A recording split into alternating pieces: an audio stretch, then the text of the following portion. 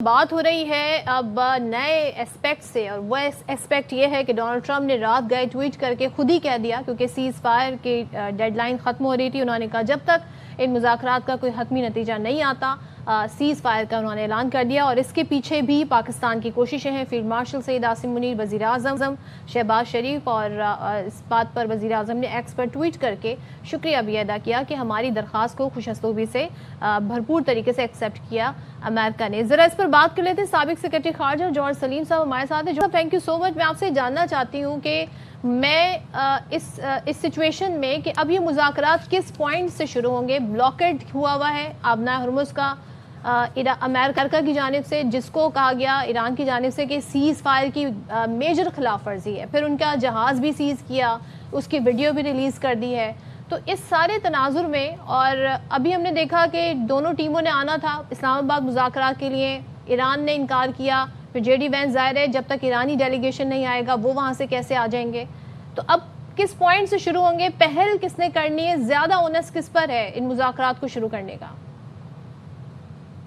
جی بالکل. ایک تو خیر یہ خوش آئند ہے جو پریزیڈنٹ ٹرمپ نے جو سیز فائر کو ایکسٹینڈ کیا، اور اس میں اوپن اینڈیڈ ہی ہے، ابھی تک اس کی ڈیڈ لائن نہیں ہے. تو ایک تو یہ تو ایک چلیں ایک پازیٹیو اسٹیپ فارورڈ ہے، بیکاز دیکھیں اس کے بغیر تو کیا پھر آلٹرنیٹیو کیا تھا؟ وہ تو واپس ایک انکنٹرولڈ ایسکلیشن کی طرف جانے کی بات تھی. دوسری اب یہ کہ اس وقت ایک بہت ہی کریٹیکل فیز ہے، جس طرح میں کہتا رہا ہوں. اس میں اب دونوں سائڈز پہ اس وقت ظاہر ہے کہ انکمبنٹ تو ان دونوں سائڈز پہ میں سمجھتا ہوں کسی ایک بونس نہیں جاتا، دونوں سائڈز پہ جاتا ہے کہ دونوں سائڈز کو ڈائیلاگ کی طرف جانا چاہیے. اب وہ کہہ رہا ہے اس میں، اب دیکھیں کچھ اندازے جو ہیں جو میں کہتا رہا ہوں اپنے پچھلے کچھ کامنٹس میں، وہ کچھ ٹھیک ثابت ہوئے ہیں. اب تو کچھ ایسی رپورٹس آ گئی ہیں جس سے دو تین چیزیں بہت واضح ہو گئی ہیں. ایک تو یہ ہے کہ ابھی تک جو ہے نا نیوکلیر ایشو پہ آپس میں کوئی اتفاق نہیں ہوا. یہ تو کلیئر ہو گیا. خصوصاً وہ جو دو ایشوز ہیں کہ جی اس کا کیا ہوگا، نیوکلیر انریچمنٹ کو فریز جو کرنا ہے کتنے عرصے کے لیے، وہ زیرو انریچمنٹ کی جو سسپینشن ہے وہ کتنے عرصے کے لیے ہوگی. امریکہ 20 سال کہہ رہا تھا، وہ 3 سال 5 سال. وہ ابھی تک ایک بہت ہی تنازع ہے دونوں میں. دوسرا جو 450 کلو گرام یورینیم کا معاملہ ہے وہ بھی ابھی تک ریزالو نہیں ہوا. اب وہ بھی ایک جو ہے دونوں سائڈز کی بالکل مختلف پوزیشن ہے، اس میں قریب آگے ہیں پہلے سے، لیکن ابھی بھی خاصا فرق موجود ہے. ایران کہتا ہے کہ جو اس کا جو بھی ہونا ہے وہ ایران میں ہونا ہے، اگر ڈاؤن بلینڈ ہونا ہے اس کو اس کی افزودگی یعنی کہ کم ہونی ہے تو جو آپ ممکن تو ہے کیمیکل پروسیس کے ذریعے، بٹ وہ ایران میں ہی کرنا چاہتے ہیں. اب یہ دونوں معاملات ابھی تک ویسے ہی ہیں. اس پہ کچھ تجاویز امریکہ نے جو لاسٹ دی تھیں، ایران نے اس کے اوپر کوئی رد عمل ہی نہیں دیا ابھی تک. جو پچھلے جو سب سے لیٹسٹ تجاویز ہیں، ایران نے بلاکیڈ کا ذکر کیا ہے، لیکن جوہر صاحب کہ بلاکیڈ جو ہے وہ کیوں کیا ہوا ہے؟ وہ ہے سیز فائر کی خلاف ورزی. جی بالکل. اب بلاکیڈ پہ ہم آ جاتے ہیں. دیکھیں بلاکیڈ یہ شروع کیسے ہوا تھا کہ جو پچھلے مذاکرات میں جب وہ ایران اپنی وہ لیوریج استعمال کافی زیادہ کر رہا تھا، وہی جو آپ نے ہرمز کی بندش کی، تو اس کو امریکنز نے کہا جی ٹھیک ہے اس کو ہم نیوٹرلائز کرتے ہیں، تو انہوں نے بلاکیڈ کر دیا. اب ہونا تو یہ چاہیے تھا کہ ایک ٹائم پہ جب دونوں سائڈز یہ کہہ رہی تھی کہ ٹھیک ہے، ایران کہہ رہا تھا ہم اپنے آبنائے ہرمز کی بندش عارضی طور پہ معطل کرتے ہیں، تو امریکہ کو بھی کہہ دینا چاہیے تھا کہ جی ٹھیک ہے ہم بھی عارضی طور پہ یہ بلاکیڈ اس وقت ختم کرتے ہیں، اس حد تک کہ ہم کسی جہاز کو نہیں روکیں گے. بے شک ان کی شپس وہیں پہ کھڑی رہتی جو انہوں نے آ کے اپنے نیول ویسلز کئی کھڑی کر دی ہیں وہاں پہ، لیکن وہ روکنے اس کی بجائے انہوں نے یہ کیا کہ انہوں نے کچھ شپس جو ہیں وہ جو ایران جا رہی تھیں یہاں سے یا وہاں پہ سے آ رہی تھیں ان کو سیز کر لیا. تو اس سے ظاہر ہے کشیدگی بہت زیادہ بڑھ گئی. تو یہ اب ظاہر ہے پھر کچھ سٹیٹمنٹس پریزیڈنٹ ٹرمپ نے ایسی دے دی جس سے کہ ماحول اور زیادہ جو ہے نا ایک چیلنجنگ ہو گیا. وہ مذاکرات کے لیے اس طرح کا سازگار نہیں رہا. تو وہ بھی ایک مشکل ہے، کیونکہ انہوں نے جس طرح کے بیانات دے دی اس سے تو لگتا تھا جس طرح ایران بالکل ہی سرنڈر کر رہا ہے اور ان کی ہر بات مان رہا ہے، تو جو کہ جو حقائق پہ مبنی بھی نہیں تھا اور جس کا ایران میں بہت زیادہ ریاکشن ہوا.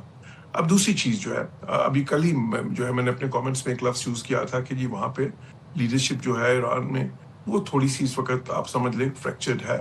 اب تو رات کو انہوں نے اپنے ٹویٹ میں بھی ٹرمپ نے یہی استعمال کر دیا، فریکچرڈ جو ہے نا، انہوں نے تو کہا سیریسلی فریکچرڈ ہے. اب اس کا مطلب کیا ہے؟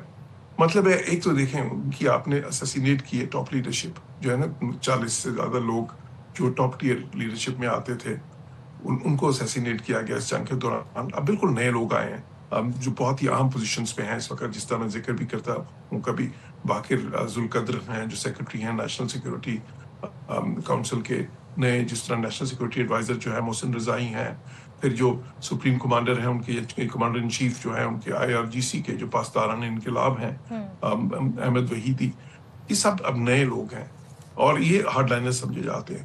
اب اسی طرح جو طالب آف ہیں جو اسپیکر ہے اس وقت، وہ دیکھیں وہ اسپیکر بہت اہم ہے اور وہ اس وقت ایک ایسے شخص ہے جو کہ مختلف پاور سینٹرز کے بیچ میں آپ سمجھ لیں کہ ایک رابطے کا کام بھی کرتے ہیں. بہت ہی اہم پوزیشن ہے. اسی طرح پزشکیان ہے وہ ماڈریٹ ہے. اسی طرح فارن منسٹر، خیر فارن منسٹر کی اس وقت پوزیشن کو بہت زیادہ لگتا نہیں کہ اتنی زیادہ اسٹرانگ ہے ایران میں، کیونکہ ان پہ تنقید بھی خاصی ہوئی ہے پچھلے دنوں میں، لیکن وہ بھی ماڈریٹ ہیں. تو اس وقت وہ ایک طرف یہ ماڈریٹس ہیں، پریگمیٹسٹ ہیں. حالانکہ کالے باغ کے دفتر سے بھی ابھی دیکھیں ایک بڑا سخت بیان ابھی آیا ہے کل ہی، لیکن وہ تو ظاہر ہے پھر ان کو سب کو ساتھ لے کے چلنا، تو پھر وہ یہ تو نہیں ظاہر کر سکتے کہ جی میں باقیوں کے مقابلے میں زیادہ لچک دکھانا چاہتا ہوں.